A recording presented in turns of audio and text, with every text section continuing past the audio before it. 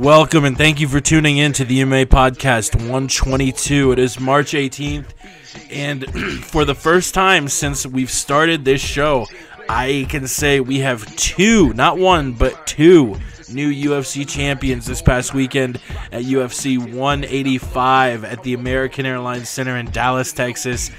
Both champions, Anthony Pettis and Carla Esparza, lost their belts to Rafael Dos Anjos and Joanna Jędrzejczyk, respectively. It was an awesome card. We're going to break it down. A bit of MMA news to talk about, and this weekend's UFC Fight Night Maia LaFlare card to break down. Let's do it. UFC 185. It was crazy, people.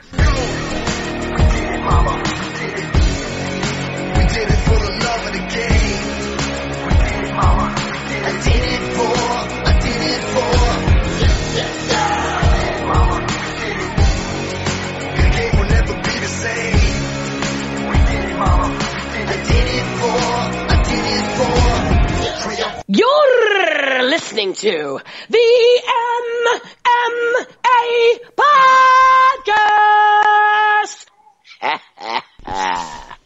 That's right. It is the MMA Podcast. Thank you, Lenny. Thank you for listening. Shout out to anyone who's ever called in or been a panelist. There's too many names to mention them all, but I love the shit out of you. Like I said, I'm still trying to get over last Saturday. You know, we had a women's strawweight title fight that was supposed to be really close. We have a new champ there. And we had a lightweight fight that Pettis was just supposed to run through this guy. Pettis didn't just lose. He lost 50-45 across the board. We're going to talk about that fight. We're going to talk about the new Polish women's strawweight champion. But first and foremost, we have to get to who else is on the call.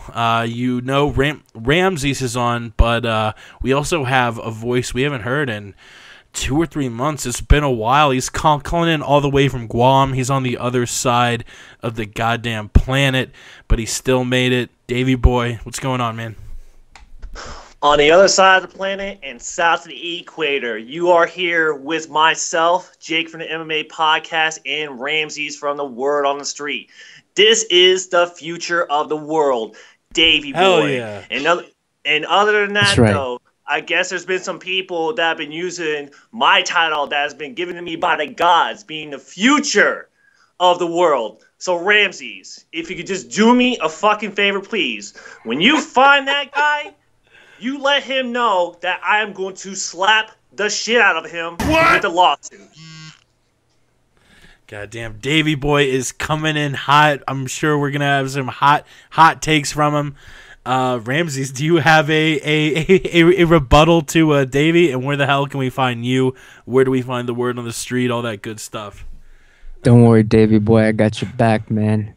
Well, us and Guam, we got to stick together in this. But I wasn't always the Word on the Street. That's who I am, but I wasn't always the Word on the Street. In the year 2008, I was living a completely different life.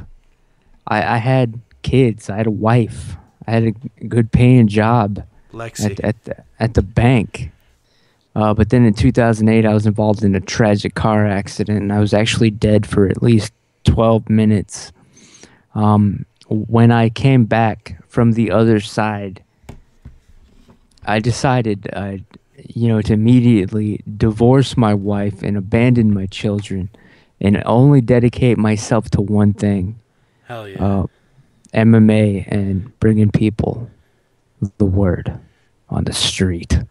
Do you still write your kids letters or call them or anything like that? I'm pretty sure they were murdered at some point. I don't really... the Christmas cards stopped coming one year, so they're probably dead. Word on the street. Shit got dark really quick. It is the MMA Podcast. Follow us on Twitter at the MMA Podcast, themmapodcast.com. Blah, blah, blah, blah, blah. Let's get straight to it. This is going to be a short show, frankly, because aside from UFC 185 and this shallow card coming up this Saturday, there really wasn't any MMA news. It was sort of like last week, a slow news week. But we can talk about this event because, like I said, it is the first time since this podcast started in June 2012, almost 3 years ago, that we have two new champs to talk about. And it's funny because last week we had someone tweet in and say, who do you think loses the belt next? And we broke down all the title fights, and I said, yeah, I think Joanna Jędrzejczyk could take the belt from Esparza. No chance Dos Anjos takes it, but both of them ended up being the new champs. Like I said, we'll save those for the end, and like we always do, we'll start with the prelims. Let's do the prelims in a big bunch and just talk about what stood out for you like normal.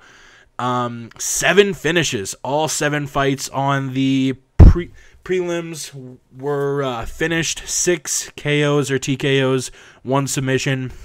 All of them were stopped in the second round, except for the Duffy-Lindsay first round stoppage and the Rochold-Copeland third round stoppage. As far as things that stood out to me, Pearson just with a nasty KO of Sam Stout. Stout. I'm never gonna sit here and say a fighter should hang his gloves up because we have no idea what that fighter's going through as far as how susceptible he is to being knocked out, how quote unquote punchy he is. But Sam Stout is getting to the point where all I'm going to say is his chin is becoming noticeably weaker, and I'm sorry, Sam, but I don't see any real way that he could climb the ranks and be a lightweight champ at this point. So I won't directly say it, but I will imply that he should hang up his gloves. Pretty boy Elias Thurodeau defeats Roger Navarez. He's we don't know what his talent ceiling is quite yet. He's fought, in my opinion, a bunch of cans since winning Tough. He won Tough, and since then has fought Bruno Santos and Roger Navarez. So let's see if he actually gets a test at middleweight next. We had Darren Cruikshank, who's big friend of the show. Did not have a good weekend. He missed weight, so he had to give up 20% of his purse, and then he got choked out in the second round. Sergio Pettis just didn't look good against Ryan Benoit. And you think, did that have anything to play with his older brother losing in the main event? Because seeing your bro not just go down, but go down 6.5 minutes into a fight via TKO, as an older brother, that never really can be good to see. A win by Brazilian's women bantamweight fighter Germaine de Randamie, and probably the most talked about fight on the prelims was Joseph Duffy coming in at 155. He's the last man to have beaten number 1 featherweight contender Conor McGregor, also from Ireland. And he had the quickest finish on the card, 1:47, and lands a head kick and follows it up with punches against Jake Lindsay.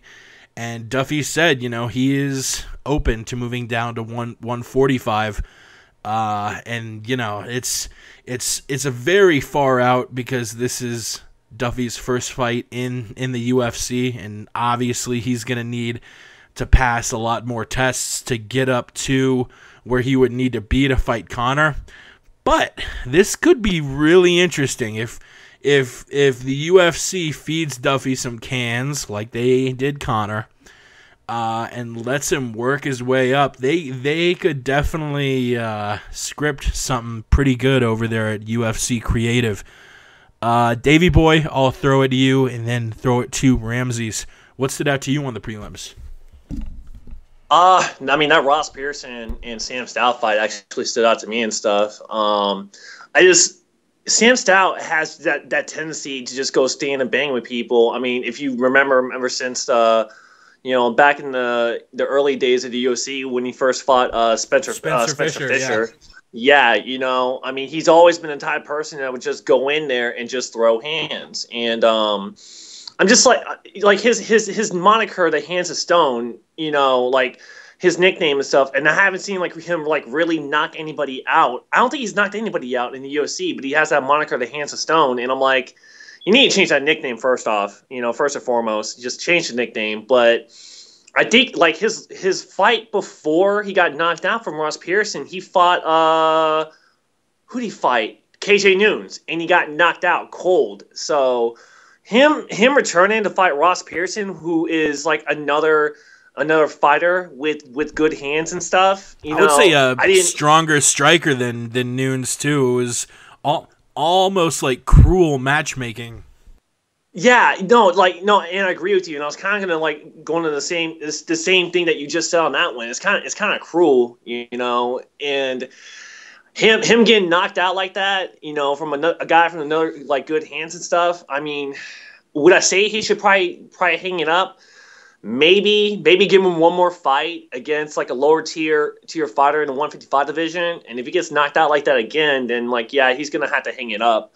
Other than that, though, I mean, Ross Pearson, he has a lot of momentum, obviously, especially with that knockout and stuff. But then I think I read an article that says he has like the best hands in the lightweight division. And I had to like respectfully disagree there, Ross. I think maybe you should go up against like Tony Ferguson or Al Iaquinta, and then maybe if you beat him the same way you beat Sam Stout, then we could say that you probably had the best hands in the lightweight division. But other than that, though, you're still far away from that one there, buddy. Get through Tony Ferguson or Al Iaquinta, and then maybe I will entertain that statement. And Darren Cruikshank, I was disappointed in that fight, to be honest with you. Like that one was a little disappointing. I didn't expect him to lose like that, and for him to be a stand-up fighter and losing on the feet and going for takedowns. I actually laughed inside when I seen that, and I'm like you don't have I don't think you have a good takedown offense or good jiu-jitsu and stuff like that, and that's the first thing that you're gonna do when you're losing on the feet is try to take someone down, Cruikshank. That doesn't look so well for you on that one. And then obviously, Sergio losing the way he did and getting kicked in the ass, that was funny as shit, even though like it was unintentional and the guy kept apologizing like I'm sorry, but you got to admit that was funny as shit. But that to play into Pettis' head, if it did, Pettis is weak-minded in my opinion. If you're the champion and you have to be in that mindset of winning every single fight because you're a champion and you see your brother losing like that, dude, come on, man. You got to keep your head in the game, If you want to be a champion for the rest of your life and stuff like that and you see your little brother losing, dude, come on, man. You can't play that in your head. But for the people to say that that might have played in his head, I think they're kind of full of shit on that one. I think that's just internet talk right there, internet hype, trying to make excuses for Pettis to lose. At the end of the day, it was 50-45, and Pettis lost, and that's pretty much it for that one. Period. Wow, I'm sorry, Davey. I have to be one of those internet people making excuses for Tony Pettis because I do think, we'll get to the main event, but... How dare you, Ramses? As far as the prelims went, they did their job and they set the tone for the rest of UFC 185. And I'm talking about Sergio Pettis Jr. getting his ass whooped. Just destroyed, knocked out brutally, savaged, embarrassed. Did that impact his older brother Tony? Of course it did, man. But I'll get to that a little bit later or whatever. But how do I say this without? I bet on UFC 185 and I lost $1,100, people. Let me tell you something. It all started off with Pettis Jr. Yeah, Pettis Jr. losing, that was pretty much the whole thing. I mean, the rest of my money was gone at that point.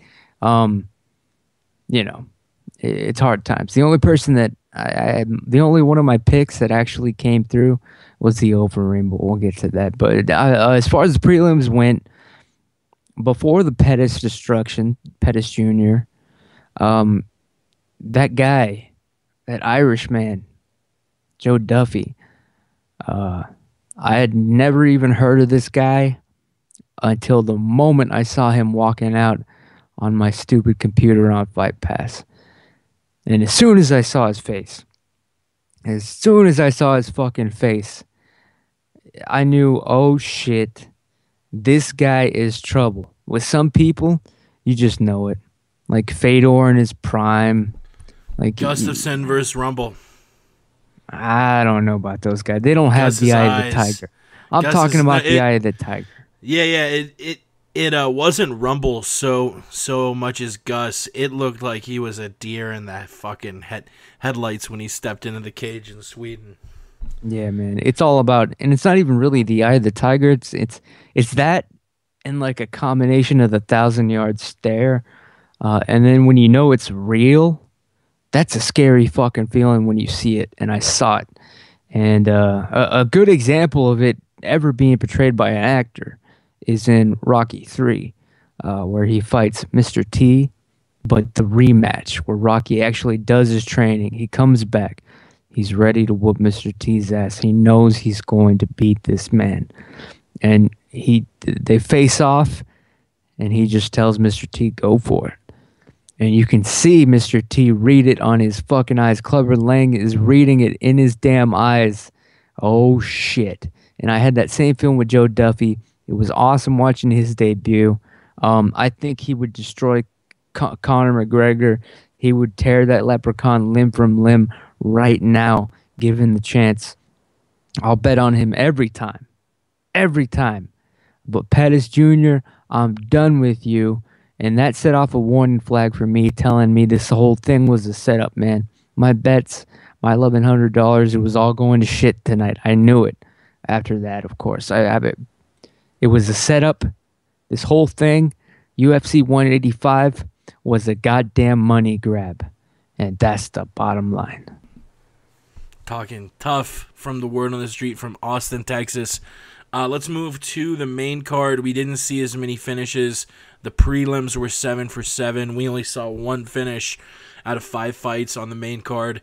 But of the 4 that went to a decision, all of them were either 30-27 across the board, or in the case of Pettis dos Anjos, 50-45.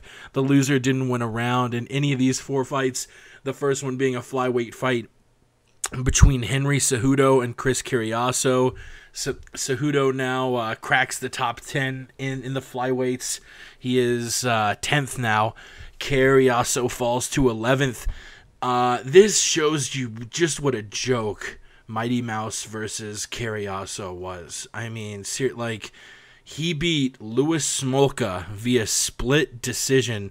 Louis Smolka, who isn't even currently ranked. I don't even know if he's still currently in the UFC. Cariaso beats Smolka via a split decision, saying it's a close fight. One judge thought Smolka won, and they give him a title shot. Almost as much of a joke as the Soto shot, and less understanding than the Soto shot, because I get being the UFC, Barao falls, cracks his head open. You kind of have to grab the next available bantamweight who it's so late along in the process. It's like, Thursday, that you basically need to grab a bantamweight off that card. So Soto just got lucky being the third best bantamweight on that card. Making Johnson versus Cariaso like months beforehand was an absolute joke, and I hate to rag on Chris. I'm not saying the guy will never reach that level. He's 33. He's not young, but he doesn't have too many losses. Especially, I don't think he really has any KO or TKO losses. But this just shows what a joke UFC 178 was, and the fact that he got a title shot. Let me know what you think of the fight, and what you think of the prospects for Henry Cejudo, who you've got to think, the flyweight, it's a pretty shallow division, and Mighty Mouse has beaten almost everyone in that division. He's got Horiguchi next. He already fought the Russian. He fought Moraga. He fought Joe B. twice, Dodson. This could be a nice fresh matchup for Mighty Mouse, and I think we'll see it sometime, maybe not 2015, but I think we'll see Johnson take on Cejudo, maybe 2016 at some point. As far as who he gets next, I don't know. Lineker is moving up. I don't know if Ali Bagatinov has served his whole suspension. Horiguchi's got the next title shot. I think we're seeing Moraga Benavidez soon. Maybe a fight against Hussier Da Silva, Zach Makovsky, Ian McCall. I don't know. Davey? Yeah, that fight, man. Like when I was watching that fight and seeing Carriazo just like going in that fight with Cejudo, man, I was like, this guy is not gonna win.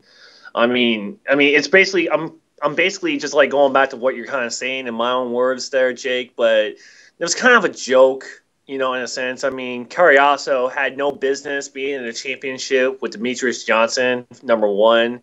And then him to go up against Cejudo, and he has like a resume, in wrestling. I kind of figured it was going to go the way that I thought it was, where Cejudo was, he was trading shots, stuff like that, but then he was just taking them down and doing his thing and stuff. And I don't know, man. Like I know, they got that 125 division, and they're trying to promote it and stuff, but it's just. I wouldn't necessarily say it's shallow or anything like that in a sense, but at the same time, though, it's a joke. It's a joke right now. But they got to promote Demetrius because he is the champion and stuff. So other than that, for Cejudo, who's he fighting next? I don't know, man. I'm scratching my head on that one. Really, they're just gonna have to like put him against somebody and promote him. The way they got to promote him like some way somehow. But other than that, yeah. I mean, I watched the fight and shit, but it was going to go the way I thought. Look, man, the Cejudo fight was dull in my opinion. I didn't get any enjoyment out of it. This doesn't interest me at all. And I'll tell you right now, if I have to hear one more time that Henry Cejudo was a gold medalist, I'm gonna break into his house. And I'm gonna take that gold medal, bro. I'm gonna smelt I swear to God, I was going to ask, what do you make of the gold gimmick? He wears gold shirts or shorts. They mentioned probably 18 times during the fight that he was a gold medalist. He himself mentioned it. And the post-fight interview like 5 times. What is up with this gold gimmick, man? I mean, obviously, like, it is a big deal. It's a great human accomplishment. But this guy, man, it's almost, except for the fact that it's real, it's almost stolen valor at this point. It's kind of getting lame. I'm gonna melt that damn thing down, and I'm just gonna like put my thumbs into it and make an ashtray out of his fucking gold medal if they keep talking about it, all right? This guy, and I'm sorry, if he was a badass, impressive striker, like pulling John Jones shit out there, it'd be a different story, but he's not. To me, I'm hearing this guy, Henry Cejudo, is actually fucking from the WWE. He's the fucking El Torito unmasked. That's who he is. I'm waiting for fucking Hornswoggle to come out from underneath the octagon and challenge this man. I don't see anything. This guy ain't gonna be a UFC champion. I'm sorry. He's just not good enough. And I'm not even trying to like be mean or anything. He's just not. And but he should just be happy with his medal, sleeping with it at night, because really, that's he's not gonna have a golden belt ever. I'm sorry, Henry, man. I'm sorry, El Torito. Chris Carriazo is this dude. is this dude at Can Status. Can Status. That's so Shit. wrong. Oh shit. Can Status. Can Status for Chris Carriazo. So moving on. A bout between the big boys, Alistair Overeem and Roy Nelson. We go from the 125ers to the 265ers. And this is probably the 28,000th time I've said this on the MMA podcast, but it bears repeating. There are two kinds of Roy Nelson fights. There's the Roy Nelson fight where he wins via first-round knockout. He lands that overhand right and finishes the fight. There are also Roy Nelson fights where he gets absolutely embarrassed. The opponent dances around him, out-punches him, out-strikes him, out-fights him, out-works him, out-moves him, out-everything's him for 3 rounds, and he loses an extremely one-sided 30-27 unanimous decision. This was the latter. A lot of folks thought Reem's chin, which has been questioned, especially in the last year or two, a lot of folks thought that Roy would finish it. I may have even said that Roy would finish it, but you think about it, Overeem is, say what you want about his chin, he's one of the most decorated and skilled strikers in the UFC. That doesn't necessarily mean he has the most knockout power, but it means his footwork is on point, his head movement is on point. He put his hands down a little too much, like he's been guilty of lately, but he knew where to go. He knew where to move his head, where to walk, and yeah, he did run from Roy for a good percentage of the fight, but Roy, you got to bring the fight to him. When Reem circles out, don't just slowly trudge and walk after him. No, dude, come the fuck after him, Roy. Roy didn't look like he wanted it. For all the folks saying Overeem ran from Roy, Roy didn't look like he wanted it, and now Overeem. It's very interesting looking at the rankings, at heavyweight. Reem is now 8th. So above him you have Andre Arlovsky. That would be a fun fight. Josh Barnett. I don't think we're going to see that fight next just because Josh lost. Hunt, Miocic, Brown, Dos Santos. Would I like to see Reem get a title shot and elevate to that point? For sure. But will it happen? Probably not. I don't see him getting past Miocic, Brown Jr., or Verdum. I think he'll be a good elite gatekeeper and sort of stand between fighters, trying to get between him and the top 5. But as far as him making a run for the title shot, I just don't see it. Because when you get a guy who's gonna come after him, like a Travis Brown, we saw what happens there. Davey? Yeah, that fight. It was, I don't know. I mean, it wasn't like the worst fight I've ever seen or anything like that, but it wasn't the best. But Roy held on for as long as he can and stuff. The one thing that I noticed was Alistair Overeem using a trick that John Jones does, when he fights, is that fucking oblique kick. That bullshit knee push kick, yeah. I can't fucking stand that kick for whatever it is. I mean, it's legal in some aspects, stuff like that. People would do it. It's like the fucking foot stomp.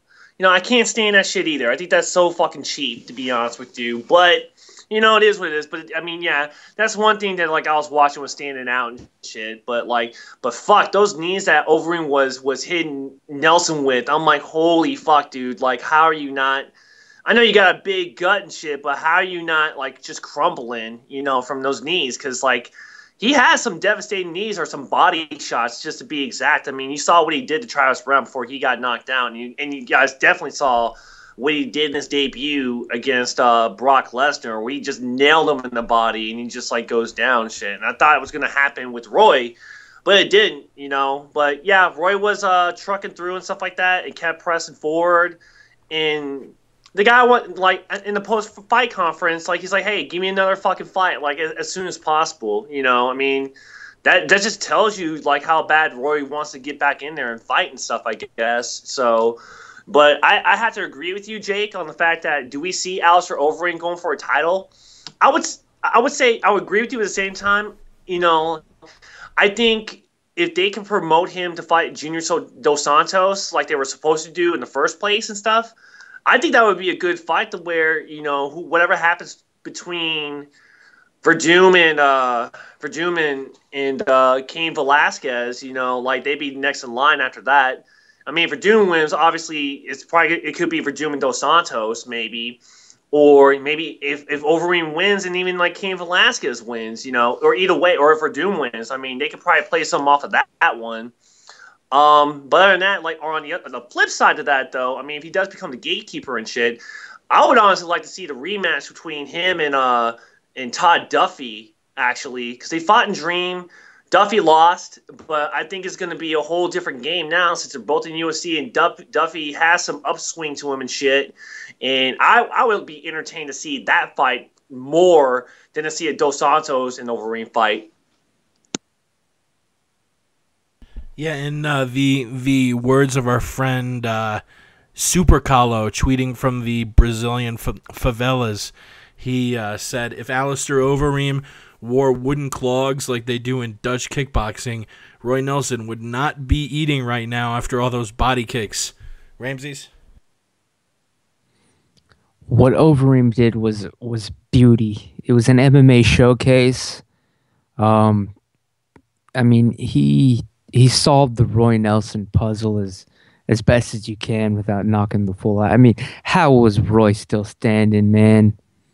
He was hit with everything. He was hit by Overeem, and it was a good Overeem on a good day, on a good night.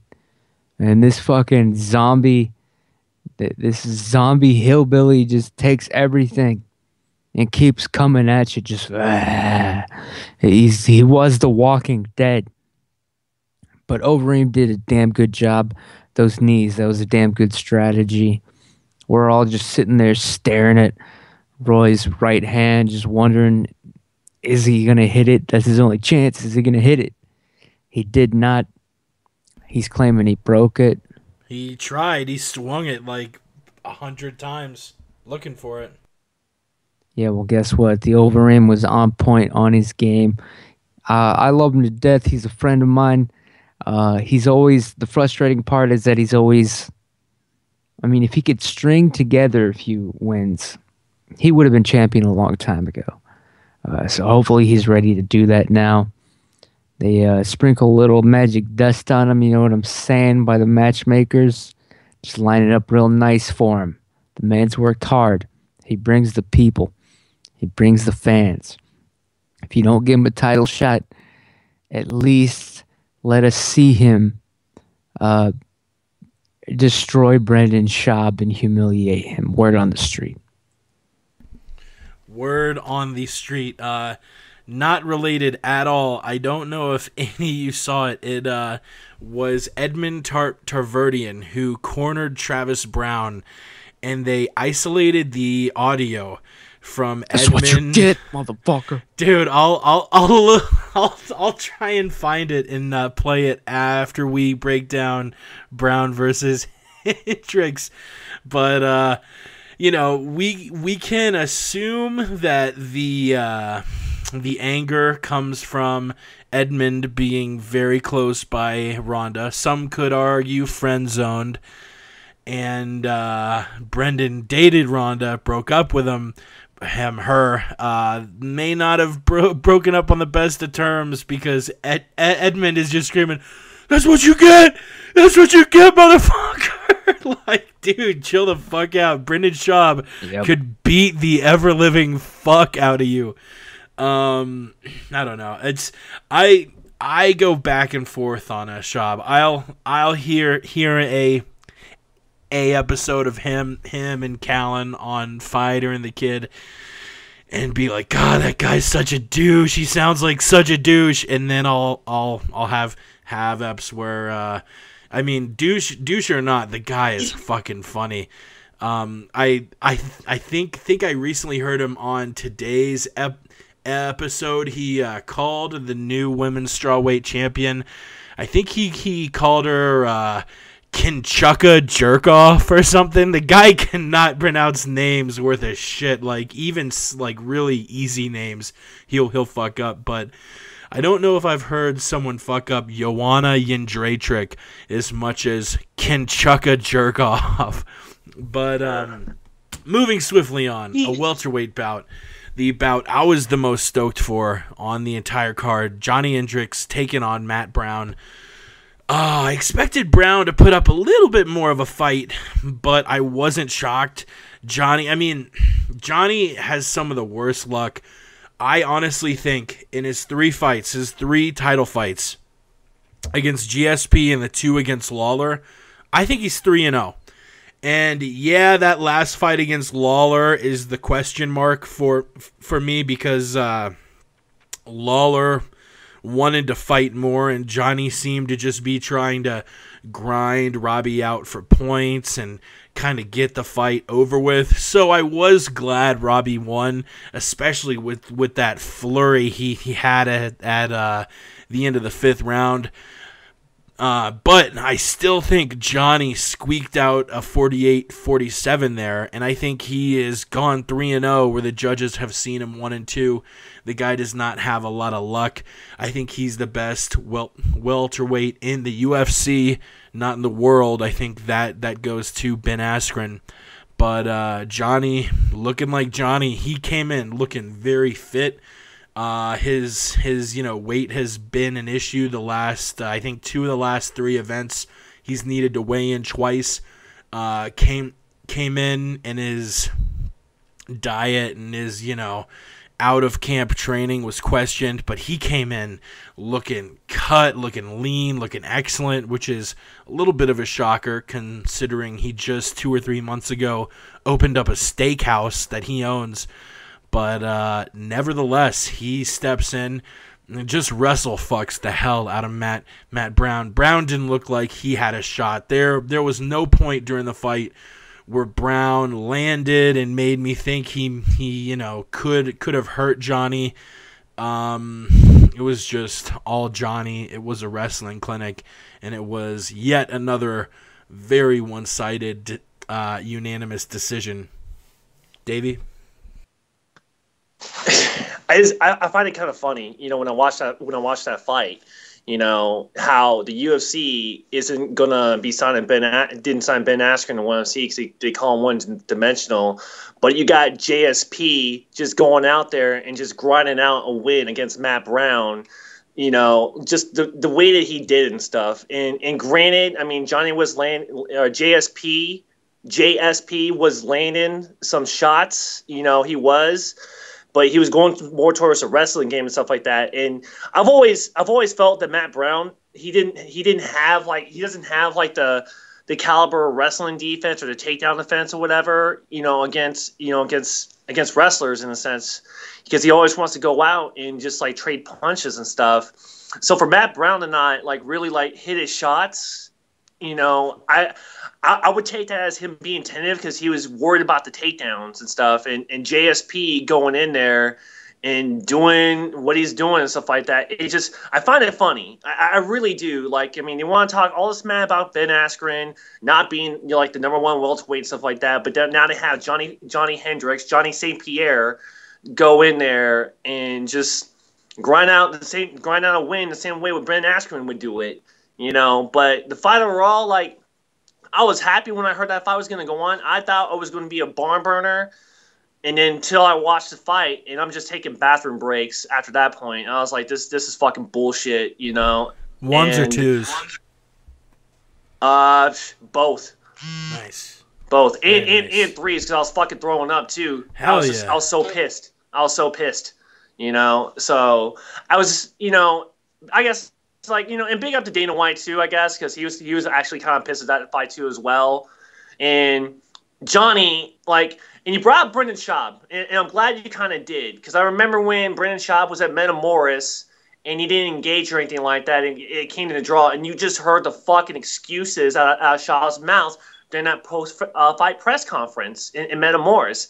And I feel Johnny Hendricks basically did the same fucking thing. You know, he was just coming up with excuses and shit of why he didn't want to fucking, you know, stand and bang with Matt Brown and shit, you know.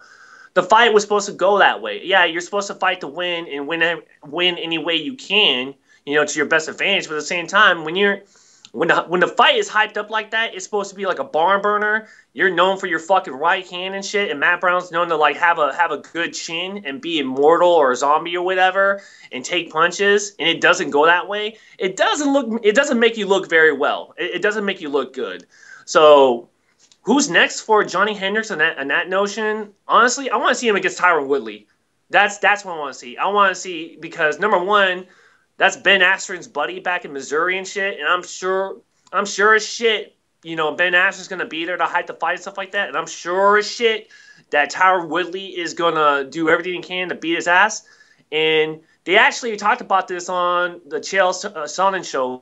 You're welcome, but Tyron Woodley and Johnny Hendricks, they actually wrestled against each other, so I'm pretty sure Tyron Woodley would want to try to get a win against JSP. So I would like to see that fight. As far as Matt Brown, I would say he fights the winner of Carlos Condit and Thiago Alves and just work it from there. I'll be honest. This fight was boring. During the fight itself, once I saw the way it was kind of going, I literally fell asleep for a few minutes. I woke up in time for the fucking end of it, the fucking decision, basically, and that was it. And from everything I've heard, I don't care to go back and watch. Matt Brown, what the fuck happened, man? This guy was supposed to be immortal, but he's dead to me. Word on the street. And that brings up the question, who next for Johnny? I guess we'll have Robbie versus Rory coming up. I guess that's going to be UFC 189.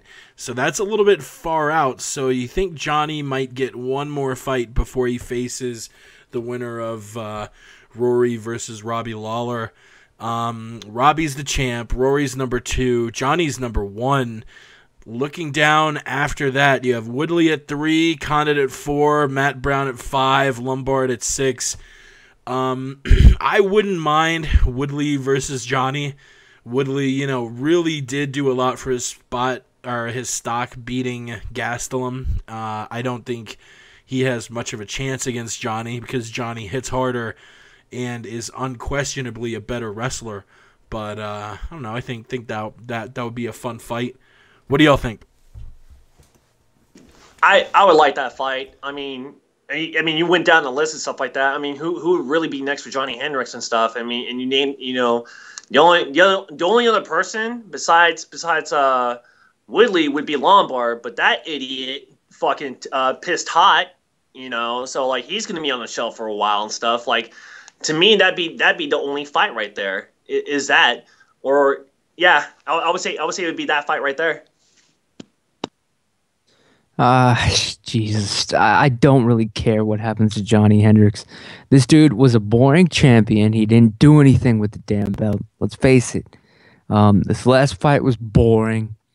Of course, they're gonna work him back up, and we're gonna have to fucking sit through another pay-per-view. And who cares? I'm done with this guy. I'm sorry, Johnny, but the only interest I have in him is in going to Midlothian, Texas, and checking out his Big Rig Steakhouse. Other than that, I don't care who he fights next. I tweeted him the other day just asking, "Hey Johnny, is your meat grass or corn fed?" And he completely ignored me. So now it's on like Donkey Kong, Johnny. And I'm just not a fan anymore. I'm sorry. And that truck, his damn crazy ass pickup truck from hell. He didn't even bother to paint a damn thing. And then Ford F650. Yeah, with no paint. It just in the back he has like dog cages attached to it, but they look. It looks a lot like he has like one of those like grills, like it's a barbecue grill, like for tailgating and stuff. So it's only a matter of time. You can figure out what's going to happen to these damn dogs with his stupid friends when they're hanging out and having beers. It's only a matter of time. And it's only a matter of time before they cook the dogs. That's exactly what I'm saying. Jesus By accident. Christ. By accident. You can see how this could possibly happen. The man has a grill attached to his pickup truck that doubles as a cage for dogs. And that's all I have to say. I don't care who he fights next. He's boring to me. I never liked him when he was a champion. It's nothing personal, Johnny. I'll be at your Big Rig Steakhouse. I'll tip the waitress. I'll slap her ass real hard, just like the Texan that I am, and that's the word on the street. And make sure my meat is medium rare, just like Chael Sonnen. I'm going Powerful. full bloody rare. Full bloody. Shit. That's how we I roll, like it. bitches. I like it when you can still like see it twitching, like the nerves are still alive, or like you can taste the sweet feelings. You can taste the fear that it had right before it died, or like sometimes like if you cut it, if it's just rare, just right, there's still like a pulse to the meat. It's delicious. That's how I like my women. This podcast is getting real dark, real weird, real weird. Let's move on to co-main event. People, we got a new champion. Pardon me, I got a whisker in my throat or some shit there. We have a new champion. Jake? It's marijuana. We have a new champion, the first Polish UFC champion, Joanna, and follow along, folks, Jędrzejczyk. Like yen, like the Japanese money, Dre, like Dr. Dre, who dropped the 2001 album, and Trick, like Trick or Treat. Jędrzejczyk. She's the new champ. She didn't just beat Carla, she beat the shit out of her. I think the final strike total was something like 55-4. Carla landed like one strike every couple minutes. It was just ugly. Esparza, the first round, showed off a little bit of her wrestling, and it was like, oh, all right. Second round though, give me a fucking break. Joanna was just landing combos. Made Esparza, who I've never seen a fighter look so just devoid of energy. Like Bruce, like you are in an arena packed, Dallas, Texas, the American Airlines Center. The gate of the building is like 2.2 mil. People are losing their shit. And Bruce Buffer, the reigning, defending women's strawweight champion, Carla, and this chick is just standing there like she's like bored at a fucking college lecture, just like, yeah, whatever. And I've just never seen someone look so bored and out of energy. So yeah, is Esparza, who I hate to keep ragging on her, but shit, I mean, she It might be because inherently the women's strawweight division isn't going to be as strong as a lot of men's weight classes. But in my eyes, she was the least skilled UFC champ since Paul Buenatello. Yeah, she had good wrestling. Did you say Buenatello? Yes, I did. The headhunter? Yes, I did. Wait, How dare you, sir? was that the same guy? Who, man, what did he yell in the cage? He had a saying. He's like, don't fear me, and no one in the cage knew the second part of that shit. But yeah, Esparza's striking game was non-existent, and yeah, here this is. Oh wait, I'll find it after you. Wait, here. This is Paul Buenatello with the giant fail. You ready? Here we go. Don't fear me. Come on, baby. Hey, don't fear me. Fear the consequences, baby. I've been training hard. I'm not looking to call. Ouch. But yeah, Davey, that Holy wasn't even shit. that wasn't even as painful as Joanna versus Carla. Break it down for us, Davey boy. When I first saw Johanna Jędrzejczyk fight Jędrzejczyk. on the Jędrzejczyk, yeah, got it. All right, now I got it. Okay, when I first saw her fight on the UFC Fight Pass, I was like, holy shit. This girl had combinations. To me, I think she had combinations like Dominic Cruz and TJ Dillashaw. And the first person she fought, whatever her fucking name was, I don't think she's in the UFC anymore, but it looked like she had no business in that fight against JJ. Like, there's just no way that she was going to win that fight. And then when she fought Claudia Galhea, that was a fun fight. But at the same time, though, I mean, Jędrzejczyk was just throwing combinations after combinations, going in different angles and shit. I knew right there, like, this girl's going to be a fucking contender, in the strawweight division. As for Carla Esparza, how she got to her road to fame. I mean, I look at it like this, too. She won the strawweight championship from Beck Hyatt Beck Rollins. And who she really fought after that? I mean, like, she's fought, besides, fighting Beck Rollins, who I think is cool as shit. I think she's a fighter, too, like an awesome fighter. Like, who she really fought? She went into the Tough Series. What's that? She fought Pat Barry's girlfriend. Oh, yeah, Doug Rose. And Doug Rose is, what, 2-2? It's just like, you look at the fighters that Carla went up against stuff to get herself that belt. Does she really have the experience? Did she really have the experience? And when it comes to finding top contenders stuff, in my opinion, no, she doesn't. She fought Doug Rose, yeah, which is going to be a top prospect in my opinion. But who else has she really fought? She fought Tecia Torres. That went to the decision, and Tecia Torres is a fucking beast. She fought Angela fucking Hill. Angela fucking Hill. She's 1-0. If that. A fringe 1-0. So like you look at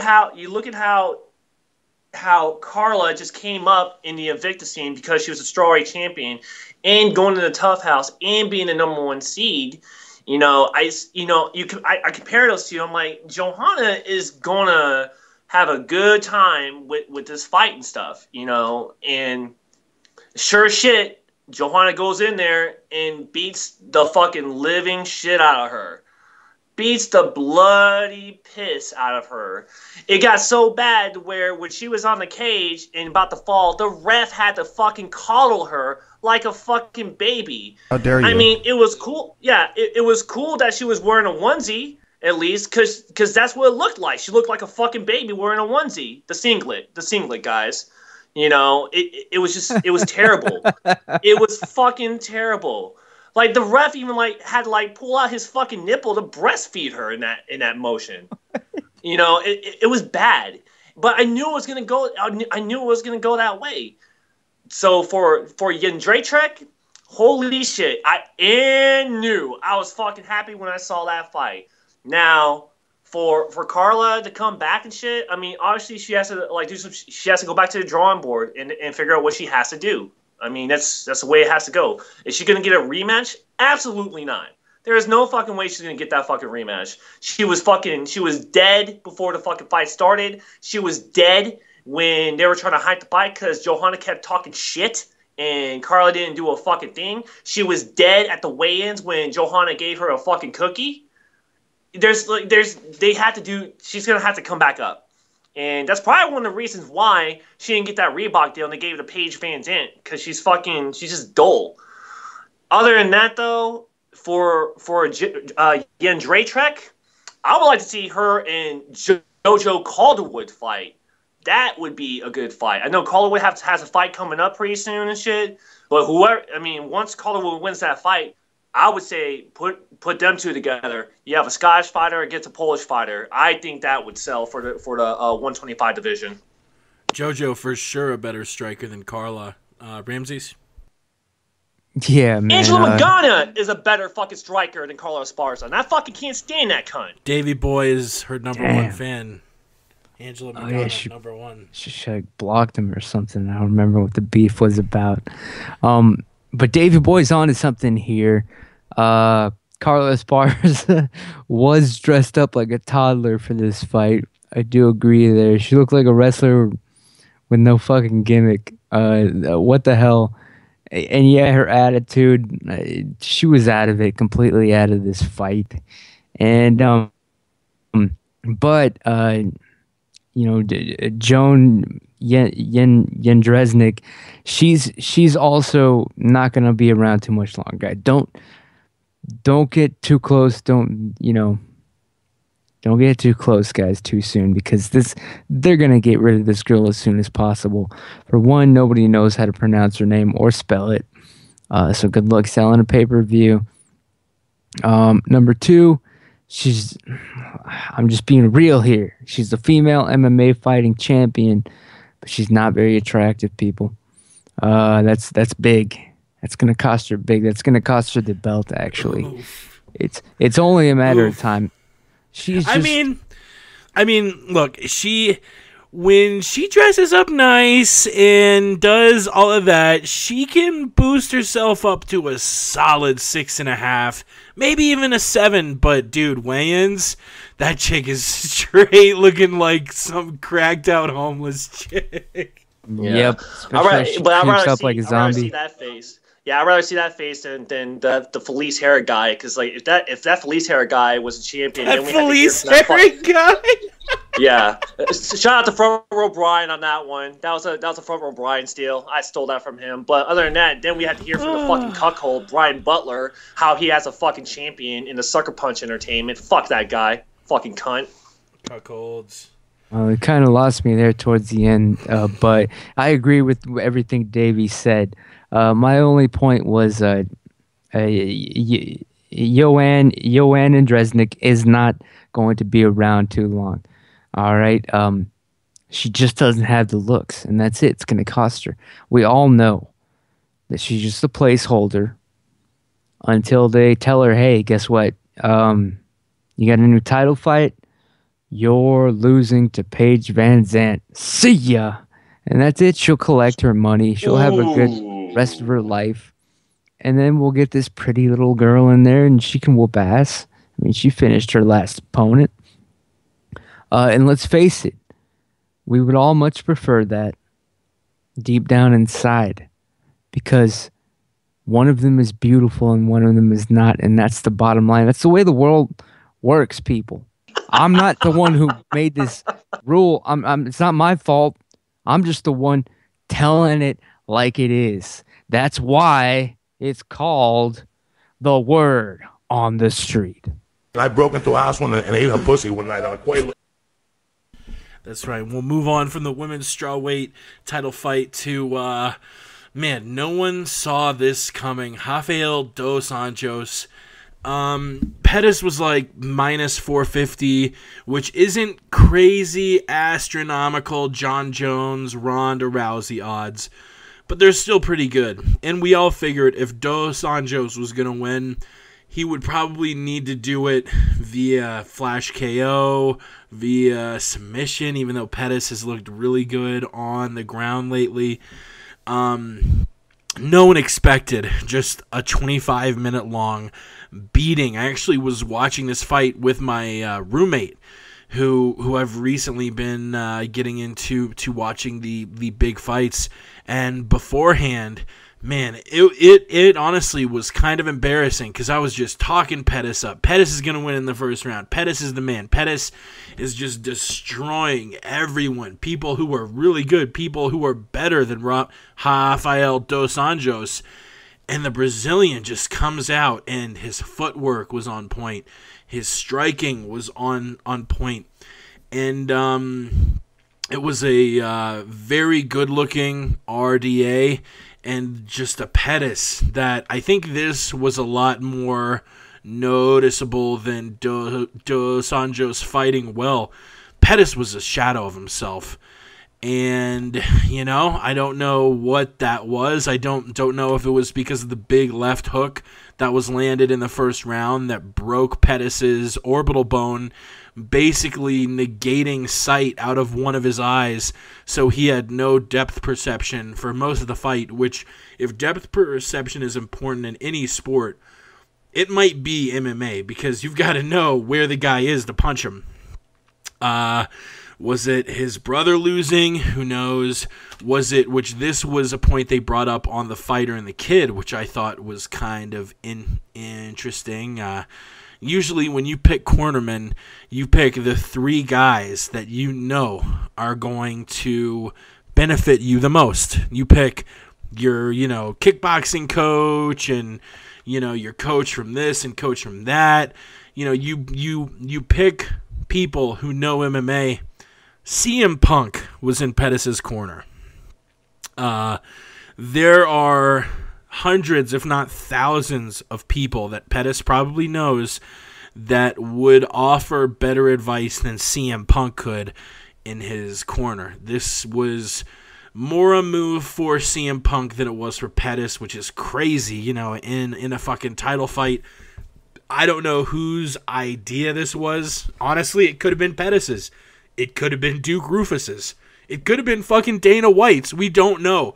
If I had to guess, I'd probably say Dana. But, if you're going to fuck around and not take this shit seriously, and you're going to put a guy from the WWE in your corner who's going to yell, what, fucking pin him? Like, come the fuck on, Pettis. Like, get three respectable guys from our sport until CM Punk has a pro fight.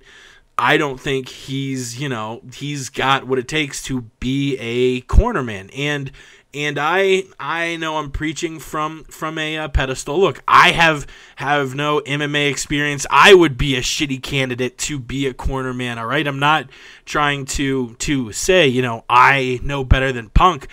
But I think Punk and I have something in common, which is we would have no business cornering a UFC champion. And it was just a PR move, and I doubt we see it again, because Pettis seemed very confident, saying, all sorts of stuff about how, I finished my last few fights by sub, and it looks like I need a KO now. Sort of a sad note, this Pettis' mom, Anthony and Sergio Pettis' mom, had never attended a UFC event, because she would get too freaked out until this one. This was the first time she went to go see her sons fight live, and both of them lose. Not just lose, but Pettis gets finished, and champion Pettis just gets railroaded for 25 minutes. I doubt she'll be going to any other events anytime soon, but, as far as breaking down the fight stylistically, it was just a Pettis who the Pettis we know from beating Bendo and beating Melendez and beating Cerrone and just the run he was fucking on, he looked unstoppable. He was landing body kicks that would, double you over. He Bendo is one of the best in the entire sport at wriggling himself out of subs. Pettis locked him up in like fucking 5 seconds. It was insane. And, hats off to Dos Anjos. If you say you think he was on steroids, you're a fucking idiot. Rafael takes the belt from Pettis, brings it back to Brazil with him. Davey boy, what'd you think? You know what they should have done? I mean, when it came down to CM Punk, being in the corner for Anthony Pettis, they should have had him blow sand in the ref's eyes like Yokozuna at WrestleMania 9 back in the 80s. They might as well just call the Make-A-Wish Foundation and make one of the kids, be the corner, because they probably have more experience than CM Punk. They probably have more experience than CM Punk, cornering somebody, So, I would say next time, Anthony Pettis, just go to the Make-A-Wish Foundation. If you're just going to throw away a seat for someone to corner you, just make a call to them. That would be a good PR stunt right there. That would probably make a lot of people happy than to have CM Punk corner you. Which, I mean, it's not. I would actually like to see what CM Punk is going to do in the UFC when it does happen and stuff. I don't think he should fight a middleweight. I think he should fight a welterweight. But the middleweight division is kind of shallow. We'll see what happens, I guess. But for him to corner, I mean, come on, man. Like, you idiot. You need to be shot for that. But the fight itself, we're drawing conclusions of what happened and stuff. Could have been Dos Anjos being on steroids or whatever. I don't think that is. Could have been slap because the taste out of your mouth. I'll fly to Guam. Yeah, exactly. I don't think it is. I think, and I'll get to that here in a little bit. I don't think it was because of the mother being there, her being the first time at the fight and stuff like that. And I don't think it's because Sergio lost the way he did and shit. I don't. I think what happened was when Dos Anjos hit him in the eye and broke his orbital bone and stuff, I think that affected Anthony Pettis. I mean, you have one eye that you have to see out of. You have a broken eye, that you can barely see out of shit. I think that's what happened. I think, he wasn't prepared for that shit to happen, and he got his ass whipped 50 to 45. And for Dos Anjos to win like he did, yeah, it was amazing, but the run that he had to get up to the championship was even better. He beat Cowboy Cerrone. He beat Benson Henderson. He beat the shit out of Nate Diaz. He beat the shit out of Nate Diaz's leg. Not Nate Diaz himself, but his fucking leg. And for him to, climb up the ladder like that, he had a lot of momentum and stuff. So as for Anthony Pettis and shit, I mean, I think there's probably there could be a rematch in that sense, in my opinion, or there should be. But at the same time, do I see Pettis coming back though?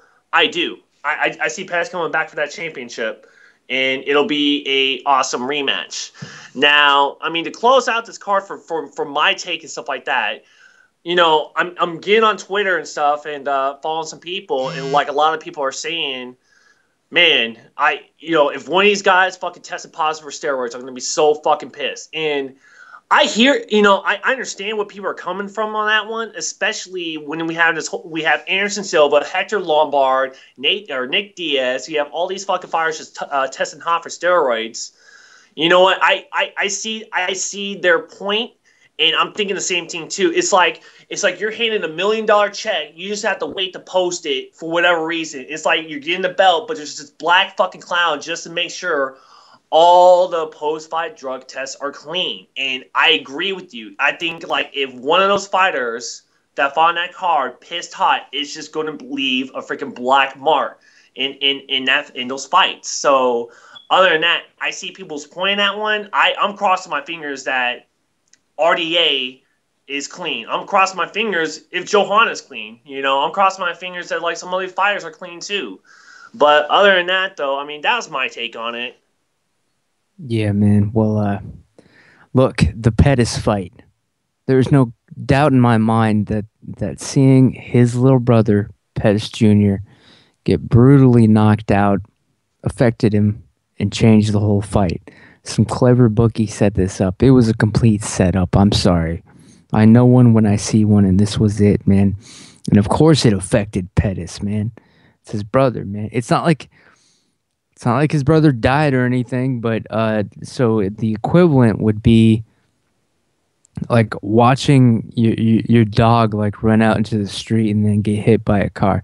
It'd be like if someone handcuffed you to a chair and then grabbed your puppy and just started spinning it around, gaining momentum, and then throwing it like a discus off a cliff. That's oddly specific. Has this ever gone down in real life, Ramses? Be honest. I'm just trying to make it real for you people so you understand what it's like seeing your brother beaten half to death in front of your eyes, and then you got to go out and fight for some belt when, for all you know, your brother's gonna wake up the next day, not even remember his family anymore. It's like if Tony Pettis had been made to watch a video of his dog being beaten to death. I didn't get my lick in with a baseball bat, people. And now he's got to go fight. Come on, people. It would affect anybody, especially with his mom out there. He's got to worry about how she taking it. You know, she just witnessed, her son, her seed, get the ass beating of a lifetime uncorked on his face. And Tony's got to sit there and, smile. And, I don't blame him. The only Pettis who didn't get their shit pushed in that night was Ray. Good old Ray Pettis. Shout out. That's right. The third brother that nobody talks about, dude. It would be like if he died, basically. But yeah, man, it's a damn shame. Tony Pettis, I hope he comes back. But it was a complete setup. And of course, Rafael dos Anjos, let's face it, he was... I mean, he might pass the drug test. I don't know. But there's no doubt in my mind he was roided to all hell. The man looks like Frankenstein, and that's the bottom line. No, this is the thing. The man looks like Vitor. He legit looks like Vitor. And I think because of that, and because of that alone, everyone's going to be like, oh, well, he's obviously roiding. He looks like Vitor. But God, I hope not, man. I really don't. I hope not. If he pisses hot, I'm going to kill myself live on air. His next fight will probably be between the winner of Donald Cerrone and Khabib. People, you don't pronounce the fucking K. It's not Khabib. Stop saying Khabib. Khabib Nurmagomedov and Cerrone are going to square off. As much as I'm going to be rooting for Cerrone, Khabib just grapple fucks everybody, the champion included. This is going to be a rematch, and I think Dos Anjos, as good as he is, I don't think he gets a single title defense because he's going to need a little time off. He's probably not going to fight anytime between now and then. I think he what was the injury he fought through? I think he had a partially torn MCL. MCL, yeah. And he's going to take a little time off, let that heal, and then we'll probably see the winner of Cerrone versus Nurmagomedov get the next shot. If Cerrone can somehow make it through Khabib, I think that's a tougher opponent than Dos Anjos, and I think Cerrone would win both fights. But people, we are going to have a Russian champ, Khabib Nurmagomedov. People are going to call him boring as fuck. Shit, he'll probably be boring as fuck, but he's good. No one can stop him. From what I've seen, no one can stop him, and he will be the champion by the end of the year. What do you think the near future of the lightweight championship holds before we cover a little bit of MMA news and break down the main and co-main event of this Saturday's card and get the fuck out of here? I said it would go under an hour before the podcast started, but whenever I say that, it goes over an hour, and we're at an hour 15, so yet again, I was wrong. Jake, man, I'll say Khabib, okay? Khabib. Don't. No! Fucking grammar police. No. No, but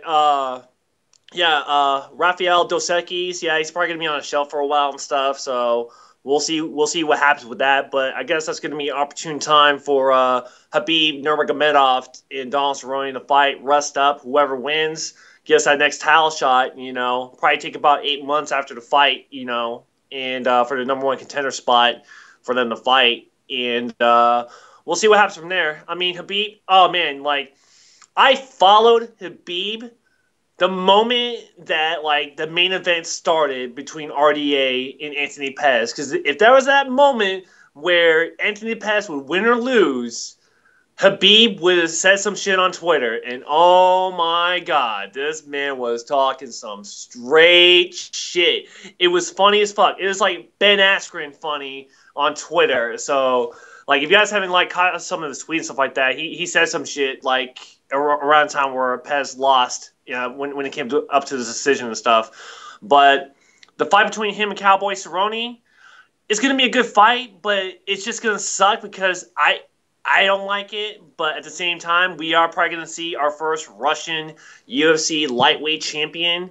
And I don't like the style, but fuck, dude, it works. And a lot of people are trying to say it's boring, but you got to take into consideration, too. Habib has knocked some people out. If you guys remember Thiago Tavares, he knocked him out. And then you have Dan Miragliotta just standing there while Khabib is knocking him out, just standing there, just seeing if he's coherent. So he does have knockout power, guys. So calm your fucking tits. Yeah, it might be a little boring, but, you know, he might surprise you. So shut the fuck up. Inside the cage, he's a little boring, but I just pulled up some tweets. What all has he said? First, he said Dos Anjos has his rightful belt. Then he said, quote, I told everyone Dos Anjos would smash Pettis. Now they need to make a Habib nose shirt. He said that Anthony Pettis can, quote, go to the prelims. And he said that Donald Cerrone is a fake cowboy, saying, quote, I'm the real cowboy. He's drunk guy. He's making some noise. He's making some noise on Twitter and stuff. He's getting some people's attention. So he's trying to hype up the fight, you know, with him and Cowboy. Because Cowboy's saying, like, I'm going to kill this dude, which I would love to see it. But I'm sorry to tell you this, Cowboy. You have Michael Bisping status. You will never see a title shot. You'll get to that point. You'll get to that ladder, and you're going to have to reach that last step. But you're just going to fall. I'm sorry. I love you, Cowboy. I love your fights. I especially loved that fight with you and Eddie Alvarez. That was a fucking clinic. But I'm sorry, my friend. I dub you Michael Bisping stats on that one. Khabib's gonna win that fight, and there's just nothing else to it. He's gonna ragdoll you like he did to Abel Trujillo. It was terrible. Like, a lot of people call that fight boring. I thought that was he dominated that fucking fight. Just threw him around to the point where Abel was crying his eyes out in the middle of the fight, being picked up, waving his hands to mom and dad like, what do I do?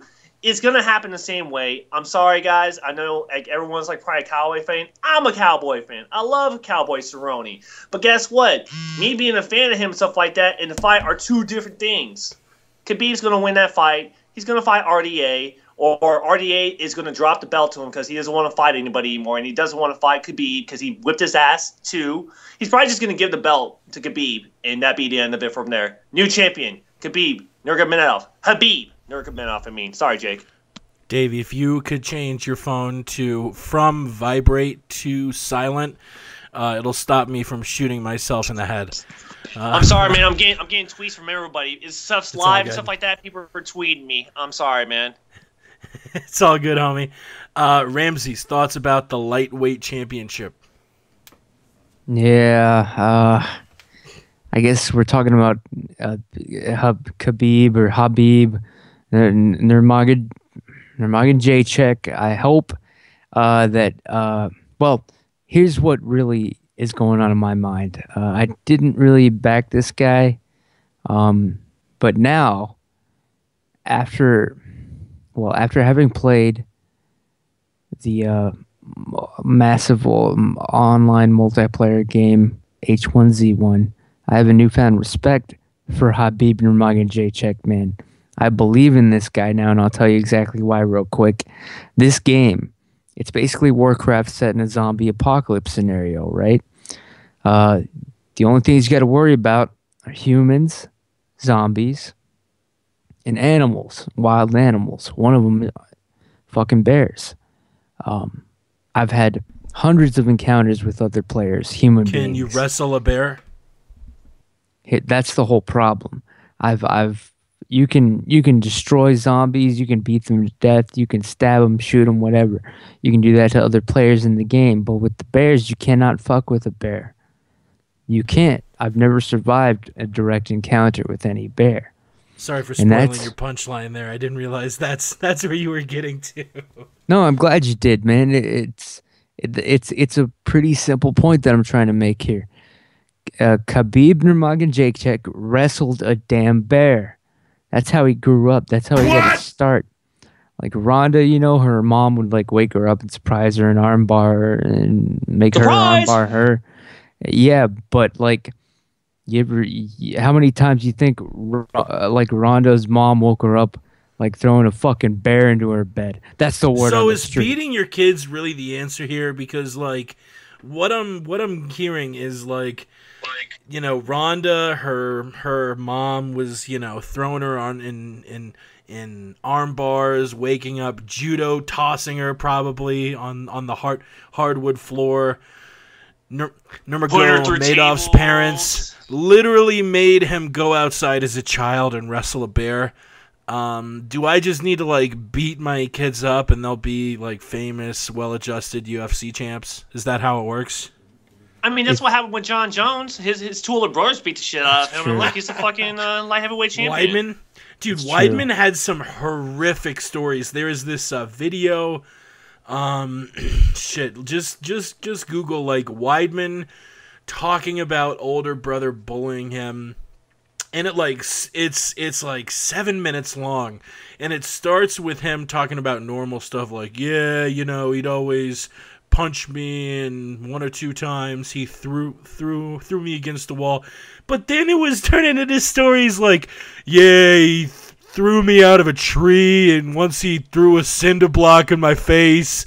Like some seriously fucked up stuff. Some stuff that made me think like, damn, he didn't just have a bad brother. He had horrible parents. If his parents are letting his brother like, yeah, you know, I think his brother's named Charlie or something. Yeah, you know, Charlie just picked a brick up and threw it in my face point blank, and then kicked me in the nuts as hard as he fucking could. It was some seriously fucked up shit. I don't know, man. I used to have kids, and sometimes you get that one kid where the only way to reach him, like if you can't win his hearts and minds, you got to destroy and discipline his body. Like some kids, that's the only way they learn, man. Honestly, I'm just keeping it real here. I used to have It's getting a little rapey. 2 or 3 kids of my own. Yeah, so what if Weidman's older brothers had to tie him to the truck and drag him for miles every now and then? He's the fucking champion now. So obviously they did something right. That's the word on the street. There we go. I'm finally unmuted there. I don't think we can come up with any better way to finalize UFC 185, so we'll move on. UFC 190, that's the first bit of MMA news I want to get to. And people, how dare I try and get to the news without playing the official The MMA Podcast news theme that I ripped off CBS.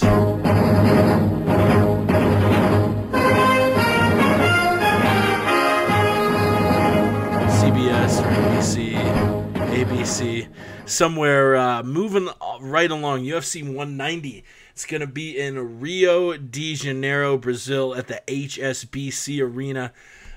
We've heard about maybe a Little Nog Shogun match, which honestly, people, we're not even going to talk about because chances are it's not going to happen because Little Nog is going to pull out. So I refuse to even consider this fight going down. The fight we will talk about, Ronda Rousey versus Bitch Correia. This is just fucking silly. You're only giving Bitch the fight because she beat 2 of Ronda's friends. If Bitch went up against any of these girls that Ronda's faced, I think Bitch loses to Kat Zingano. I think she loses to Miesha Tate. I think she loses to Liz Carmouche. I think she loses to Alexis Davis. I think, yeah, what the UFC's going after is all this shit talking and Bitch doing the whole 4 horsewomen thing, which to begin with was fucking stupid because Marina Shafir was never in the UFC. It's like you're gonna do this thing like 1 down, 3 to go, 2 down, 2 to go.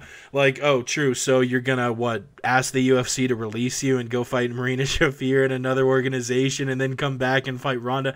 It was a flawed gimmick to start off with. and it's going to be a flawed fight. It won't even be close. Ronda will probably own the top 3 fastest finishes in UFC title fights because she's going to armbar this bitch out in 5 seconds.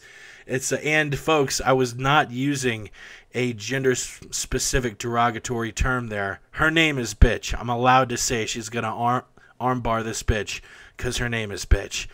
But, yeah, I think this fight is a joke. Put it in the Carriasso versus Mighty Mouse category of UFC title fights where the challenger has literally a 0% chance. What do you guys think? Am I full of shit, or am I the smartest motherfucker around? Well, I mean, the card being in Brazil, I mean, it makes sense, you know, for bitch to kind of weasel her way into a title fight, I guess. Kind of stealing the book from Chael Sonnen on that one, how to get in the title contention card, I guess. But as far as bitch trying to make some noise about fighting Ronda Rousey and stuff, I don't know. I mean, I have to agree with you on that one, Jake. It's going to be pretty bad. It's going to be bad. I mean, she's already calling, a going away party for her arm because Ronda's going to rip that shit out of her fucking socket. Shout out to Adam Hunter on that one. Stole that bit from him. Yeah, and then I'm going to mention it. You talked about Lil Nog fighting against Mauricio Shogun Rua and his reputation to pull out. That's what his father should have done before he was born. He should have pulled out, knowing the fact that, that's his reputation. I was pulling out of fights. Hot takes. I'm just saying. I'm sorry. But we probably wouldn't have gotten, Big Nog in that notion. But at the same time, if Daddy Nog would have pulled out of Mommy Nog, we wouldn't have Little Nog pulling out of fights. So # pull out. God damn. I'll hashtag that later, man. Yeah, man. Yeah, but Ronda is not going to lose this fight if it goes down. This bitch, honestly, it would take... Let's just be honest. The only way Ronda Rousey is going to be defeated at this point is if one of these bitches... just lands a lucky punch on her. That's the only way she's gonna lose. You're not gonna out-grapple her. You can maybe get a lucky strike. All right? Like the cigarettes. That's the only chance this bitch has. God bless her. Bitch did good. Bitch got a good fight. That's pretty much all you can hope for in this world where Ronda's dominating. You just hope to get the paycheck for fighting her, and then, just figure out a way to not get your arm broken. And God bless her. I think bitch did some other means to campaign for that fight, if you know what I mean. Probably talked to some UFC executives and stuff like that, Probably sucked her way in to that title fight. Sucked her way in to where it was so bad to where she was doing it where she didn't have no teeth. She'd be on her knees so much that she forgot bitch forgot she had feet. I'm just saying. I don't even know what the fuck you're saying now, but I'm down. Get yourself some man. discounted jerk off material. Yeah, exactly. How dare you? Fucking bitches. That was it. What the fuck am I gonna say after that? I mean, she was sucking so much dick her knees fell off or whatever he said. Word on the street. No, I said she'd be on her knees so much that she forgot she had feet. Yeah, that fucking bitch. They all make about as much sense. Any more bits of MMA news? We have Condit versus Thiago Alves, which we talked about last week. But Davey, what is your thought on that fight that was made just about a week ago? I like the fight, actually. I mean, Thiago Alves is coming back, and winning contention and stuff, and then they need to put a guy to work, for Condit to work and stuff. I think it'll be a good fight. Condit's coming back from that knee injury and stuff. Alves is coming up the ranks. It'll be a good mid card fight. I don't think none of them are going to try to take each other down, and maybe Condit's going to do a lot of spinning shit, and you'll see Alves doing a lot of leg kicks. I like that fight. Yeah, it's a fun fight for sure. Condit, man, that was a serious injury he went through. So we're really gonna see how much he can bounce back. I think that's about it. Josh Barnett and Roy Nelson agree to a fight on Twitter, but half of the time, two fighters agree to a fight on Twitter, it doesn't happen. So especially Barnett, man, he's known for that. Yeah, for sure. Said he was gonna fight front row Brian about 6 or 7 months back. Because of some shit that I said. Yeah, you fucking instigator. And you let front row Brian pretty much get in that verbal jab, man. Come on, Ramsey, that's fucked up, man. For folks who don't know this story, do you want to rehash that for him? Oh yeah. Well, from my side, as best as I can remember, it was after the Metamoris where Josh Barnett, he was doing his jiu-jitsu thing, wearing a Speedo and wrestling shoes. Of course, he looked ridiculous. He was overweight. He was out of shape, and he's wrestling. I don't even forget. I forget who the jiu-jitsu match was against, but it was in Metamoris, and it was for a title that Dean had Lister. It was Dean Lister. Right. It was for a title that had just been invented, just for this match. It was the first championship of Metamoris, and the match was a stalemate. It was a back and forth up until the last second when Josh Barnett just hits it and submits the guy out of nowhere. I'm watching it. I paid my money. I saw it. I'm allowed to give my opinion on it, and I said that was work. I mean, the last minute save, submission out of nowhere. Barnett's the fucking king, gets a belt. How did they get him to compete? How much was the belt to trade off for more money? It did not seem right. That they would even craft a belt when the majority of Metamoris matches go to decision. So all right. So you get where I'm going here. I thought it was a work, and I tweeted that I thought it was a work. And then front row Brian, he didn't even watch the fucking fight the match. At least that's what he said. He didn't even watch it, but he just retweeted me. Whatever, it was funny. I was kind of, if you follow me on Twitter at the Aunt Jimmy Show, that most of it's just a goddamn goof. But the fact that front row Brian retweeted it pissed off at Josh Barnett, who saw it and then starts going after Brian for the shit that I said.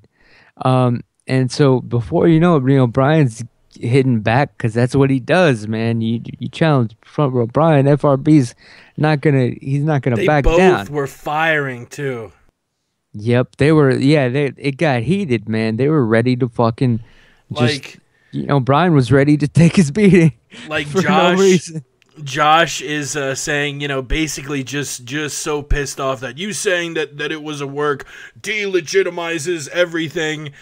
And Brian's like, oh, true. So it delegitimizes your career even more than testing positive for steroids. And Josh is saying, talk about that. They don't even talk about that in the UFC. I'm sorry. Go on. Josh is saying stuff because if you did follow the whole day-long saga, Brian actually got kicked out of the event for literally fucking no reason other than the fact that he's FRB and some folks don't like him, which I've said it a million fucking times. If you tell me you hate front row Brian, then that tells me immediately you don't know him because he's cool person. Yeah, he's loud and boisterous on Twitter. So the fuck what? Grow up. You don't have to hate everyone on Twitter who's loud and boisterous. Like, No shit, right? Yeah, but It's where it crazy. ended with Barnett was, FRB, clear heads prevailed. Obviously, he felt, he I'm messed up a sure little Chael bit. sent a text or two. You're a smart man, Jake. You said He's the it before. boss. So FRB ended up kind of backing off and apologizing to Barnett. And then Barnett, I still had words with him too. I was like, look, man, it wasn't FRB's fault. This is what I said. I thought it would look like a work. And I kept insisting, like, I know it's insulting. If it's not true or whatever, I don't know, but it looked like a fucking work to me. And I didn't back down from that, but I did apologize if he felt any disrespect. And it kind of worked out because me and him have both seen the movie, A Serbian Film. And I remembered that, and I quoted the film. And trust me, you'd have to see this fucking movie to understand that if you can make it through this movie, you're part of a brotherhood. And Josh Barnett, man, I'm sorry that you felt offended. It just did look and smell like a work, which I don't have a problem with. I love works. They're entertaining to me. I know how the business is. But that's what I saw, and I got to call it like I see it. And Jake knows better than anybody. That's what I do. And sometimes people do hate me for it, and I'm just sorry that FRB got caught in it. Yeah, that was a funny day to just eat popcorn and watch the fireworks go off on Twitter. I believe that's all we have for MMA news. We literally had like none, but I tried to stretch it out as much as I can. Let's get to this Saturday's event and then get the fuck out of here. It'll be this Saturday. The main card starts at 10 p.m. Eastern, 7 p.m. Pacific, which means it's going to be ungodly late in Brazil, like a lot of these Brazil cards. It's going to be at Rio, not in a big arena, at the Gimnasio de Maracanazinho, whatever the fuck that is. And, we're only going to talk about the main and co-main event because, honestly, every other fight is just not worth breaking down. You have some bums who I haven't even heard of, like Bentley Seiler and Christos Giagos. You have some folks who I know who are just bums. Shayna Baszler. You have some folks I know who are okay. You have Andre Feely, Gilbert Burns, Leonardo Santos. So those will be fun fights, but really breaking down each fight. We'll save it for the two welterweight fights. The first one being Eric Silva. He was going to fight Ben Saunders. Saunders had to back out of the fight. And Josh Koscheck, who we talked about it last week. It's a head-scratcher of a move because Kos didn't fight for like a year and a half, and now he's going to fight basically twice within the space of 3 or 4 weeks. He took this fight on 2 or 3 weeks notice, just 2 or 3 weeks after he got choked out against Jake Ellenberger at UFC 184. Silva's being favored here. This is everyone is saying this is Silva's chance to beat a name. He got a fight against a big name when he fought John Fitch. He didn't win. He got a name when he fought Dong Young Kim. He didn't win. He got a name when he fought Matt Brown. He didn't win. This is the 4th time the UFC is giving him a name. And honestly, he's young, he's good, but I don't know how many chances he gets. Kos, I think the entire world is going to be betting against him.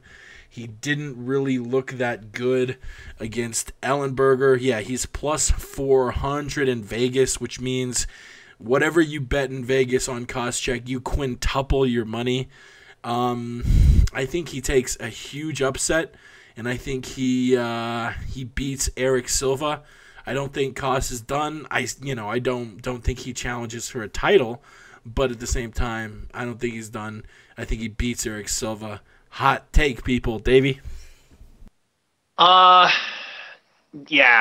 I don't know about this fight. I mean, taking it on a week's notice after you get north and south choked like that and having an oral cream pie coming out of your mouth against Jake Ellenberger. Davey boy with the raunchy takes tonight. Jesus Christ. No. Hold on. Don't laugh. I just don't understand it because, I mean, Jake Ellenberger is a fucking virgin. So, like, how that ever happened, like, I don't know. Like, I don't know how that happened. So, but anyways, I don't know. Like, him taking that, taking that notice like that.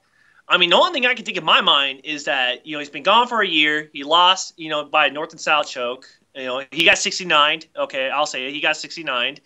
And to take another fight like that, he doesn't have any money right now. He actually is probably fighting out of desperation to get some fucking money and shit, to be honest with you. That's the only thing I could take from it. Because, like, fucking Tyron Woodley fucking destroyed him. And he was gone for like 8 years after that, doing whatever. And now, he loses to Jake Ellenberger, and now he takes a fight on a week's notice. I don't know. I'll be honest with you, man. I don't know if I'm going to watch this fight. I think I'd rather watch Ryan Couture fight Dakota Cockering in Bellator than to watch this fight. Standards and practices is going to be all over me thanks to Davey Boy talking bukkake and 69s and all sorts of shit. He's a faggot. He is a faggot. I gotta cue that shit up real quick. But yeah, Ramses, what are your thoughts on Koscheck taking on Eric Silva? Will I look for this drop of you calling somebody a faggot? Nothing against faggots, but I'm tired of seeing all these queers in the UFC. Yeah, that's crazy ass Photoshop skills, dude. Yeah, Eric Silva, dude. He's actually, word on the street, he's 37 years old. He is a faggot. That's crazy what they can do with a paintbrush. But Eric Silva is actually 37 years old, according to my intel, and I know people. Super Callow, Luca Fury. Michael Chiklis. Katrina should have wiped that city off the face of the map, in my opinion. That's right. But what the hell were we talking? Oh, Koscheck. Yeah, this guy. I don't know what he's doing. This guy's done. I was looking up. I was on the fucking Florida Craigslist the other day, and I saw a private plane for sale on Craigslist. I bought it. On the site, it says best in the world. I'm pretty sure it's Koscheck's, man. I think this guy's done. He needs the money. I don't know. He might be addicted to something. I don't know here. But this is it. This is what it looks like. This is what happens when a society's in decline, when Rome burns, when two planes hit the towers, when the bomb actually ignites over Hiroshima. This is the darkest podcast we have ever done. And the small children try to run away, but how can they when the flash is burning their eyes, like boiling it? Huh? Oh, Koscheck's gonna lose, and that's the bottom line. Word on the street. Word on the damn street, and the final topic of the night is gonna be the main event, which I was talking to my buddy Jay. He's over in the UK. He's on Twitter at TheJJeans. If you want to follow him, his last name is really Jeans. It's weird. But I told him that Damian Maia and Ryan LaFlare was going to headline this card. He's like, wait. Damian Maia and Ryan LaFlare are headlining a card. Yeah, Jay, unfortunately they are. Maia, who's 1-2 in his last 3 fights, and LaFlare, who he's undefeated, but who's he beaten? John Howard. They're going to be the headliners on this one. I think LaFlare wins it. Maia, like I said, he's 1-2 in his last 3. LaFlare falls in an area between the guys he lost to and the guy he beat. I don't know if he's necessarily as good as the guys who beat Maia, Rory McDonald and Jake Shields. At the same time, he's definitely better than the guy Maia beat, Alexander Yakovlev, about a year ago. I'm picking LaFlare in this one. Vegas is picking LaFlare in this one. He's minus 145 on the books. I wouldn't touch this fight with a 10-foot pole if I was betting. I would bet just on the favorites, Feely, Nunez, maybe Burns, even though you're not going to get the best odds on any of those guys. This is a fight I would personally avoid. I'm picking LaFlare just based off, a good all-around game. But if Maia subbed him out, I wouldn't be shocked. Who's Damian Maia fighting again? Ryan LaFlare. Who the fuck is he? Like, seriously, who the fuck is this guy? Like, this main event is probably like, and I thought I saw the worst main event ever, which was Nate Marquardt against James Tahuna in fucking Australia. I thought that was the worst. I thought that was the worst fucking main event ever. But then Damian Maia fighting who again?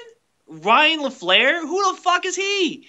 And I know who Ryan LaFlare is. Okay, I'm fucking with you guys, but at the same time, why the fuck is he on a main event?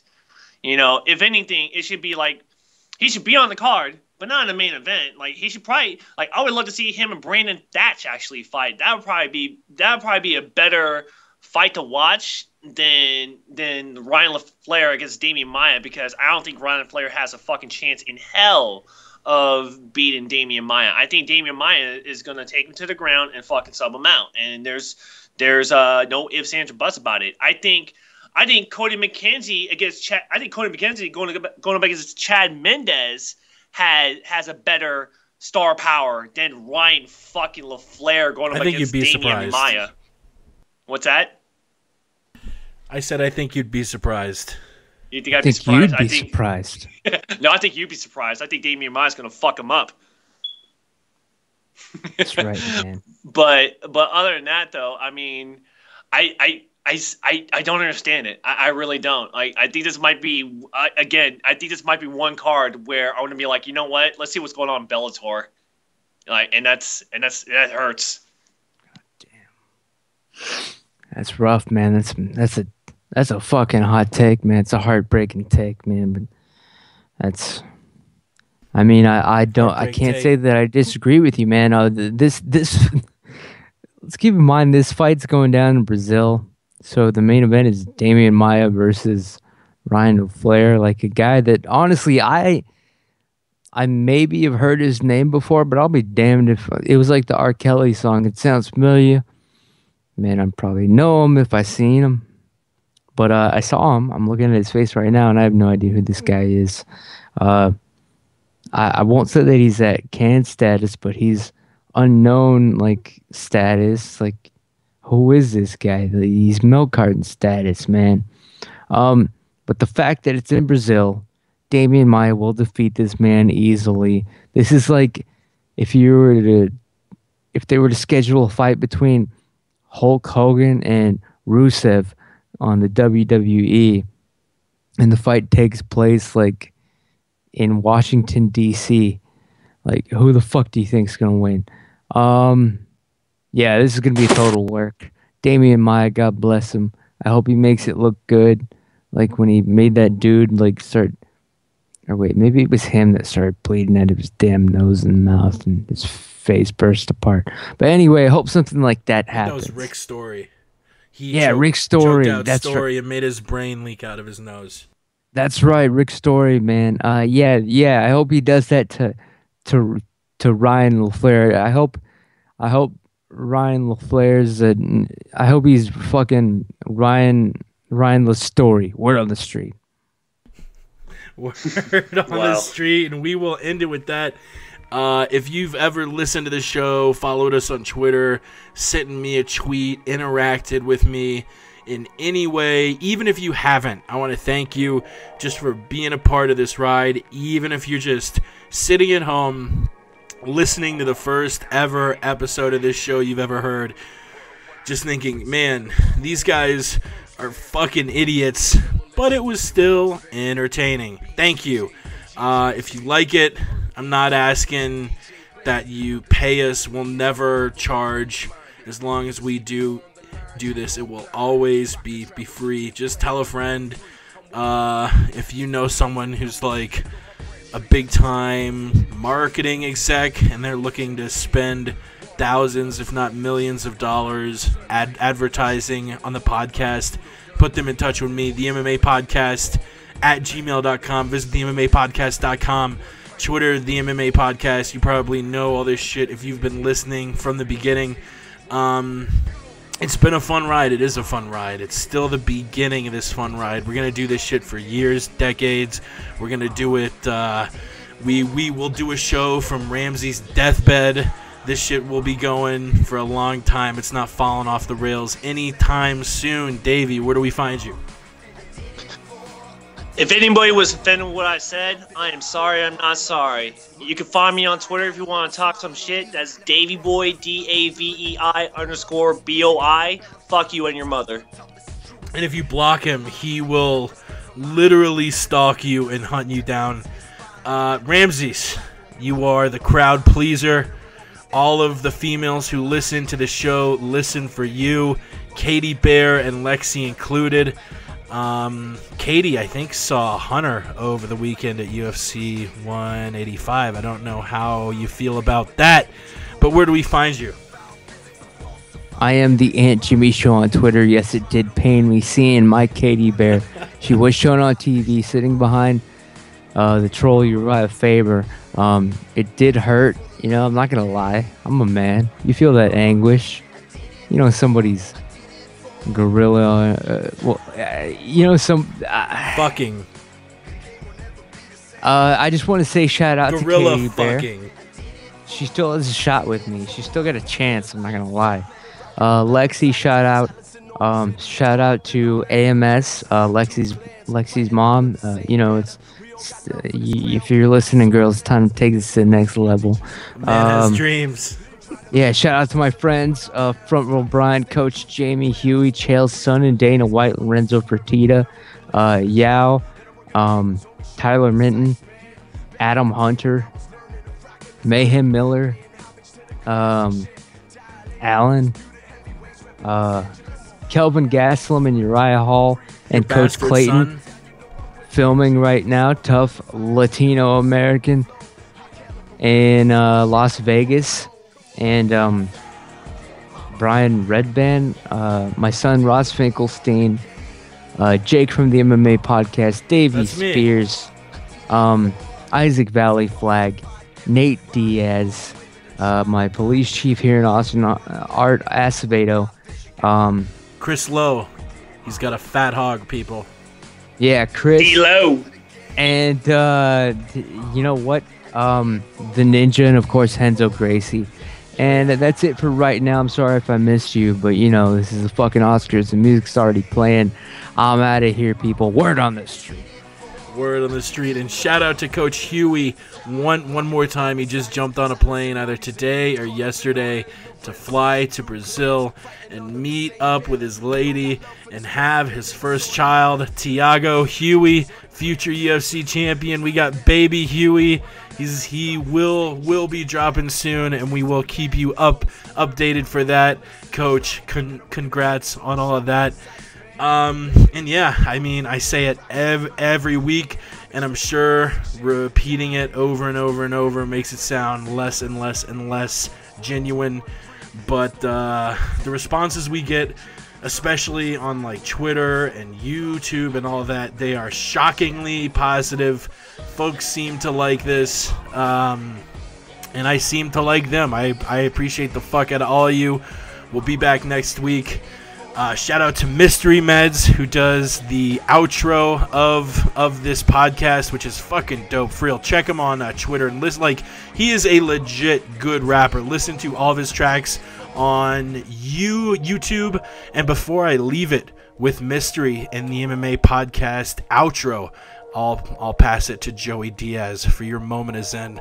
We'll see you next week, people. God, if I had a knife, I would throw him at you. Oh, it's a beautiful day to be alive, cocksuckers. Get up. This one has planes on the video. It looks like it should be okay. That's what I'm talking about. Get up, cocksuckers! Stop bad-mouthing your country and shit. You sack of shit. Get up! I'm sick and fucking tired of hearing all this shit that there's no jobs and there's this and you want to go to... Get up! I'm sick and tired of ADD and CDD and erectile dysfunction. Get the fuck up! Look at yourself in the mirror, you pathetic sack of shit. Get up! You're an American. There's people out there ain't got nothing, and here you are crying like a fucking pussy. You're a fucking American. Getting bullied, people coming into... What happened to the stupid kids in the back of the class that shot people and shit? Get up! What security guards? Teachers get guns! I want everybody with a fucking gun, cocksucker. You gotta protect yourselves. You gotta leave me here with a fucking slingshot. I'm 50 fucking years old. Get up! You're a fucking American. Stop your crying. Fuck the NRA. Just get a gun. Get a BB gun. Get a knife. I'm sick and tired of this. Get up. Stop complaining. You're a fucking American. It's over. I'm sick and tired of this shit. Shut up, Jake. Tune into the MMA Podcast every Tuesday night. Dr. Wild style, always been a foul child. Will I, sucker? I be the coming like Noah. The MMA Podcast, Jake is the host. And since Ramsey's been in the wheelchair, the Aunt Jimmy Show has been on the road. I wanna say John Jones is a host, so I think that I'll pick up the phone and dial 213-457-3380. We got hot takes on the stove. You get blood on your clothes if you're sitting in the front row. I throw on my gi and then I lace the hoops. I'll have Gal lying down cause he ain't the truth. And if Alan wasn't a cop, I'd mention you. And shout out to Ross Finkelstein the Jew.